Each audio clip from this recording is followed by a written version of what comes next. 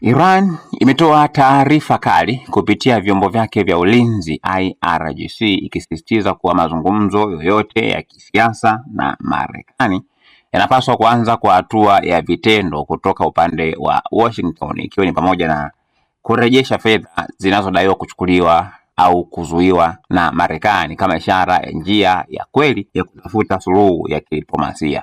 Katika taarifa hiyo, Iran pia imeeleza kuwa hatua za kijeshi zilizofanywa dhidi ya vifaa vyake vya kijeshi kusini mwa nchi, hususan maeneo ya Bandar Abbas, ni ukiukaji unaochukuliwa kwa uzito mkubwa na kwamba taifa hilo halitakaa kimya kuhusu kile kinachoita mashambulizi ya mara kwa mara ya Marekani katika anga la yake ya kimkakati. IRGC imeongeza kuwa iwapo kutatokea tena vitendo vya aina hiyo, Iran itajibu kwa kiwango kikubwa zaidi, ikieleza kuwa muda, mahali na namna ya kujibu hilo ni swala linalopangwa na mamlaka zake za kijeshi. Hata hivyo, taarifa hiyo pia imesisitiza kuwa Iran bado iko tayari kwa mazungumzo, lakini kwa masharti ya kuheshimiwa kwa mamlaka na haki zake za kitaifa. Hali hizi zinakuja katika kipindi cha mvutano unaoendelea kati ya Tehran na Washington, ambapo kila upande unaripoti matukio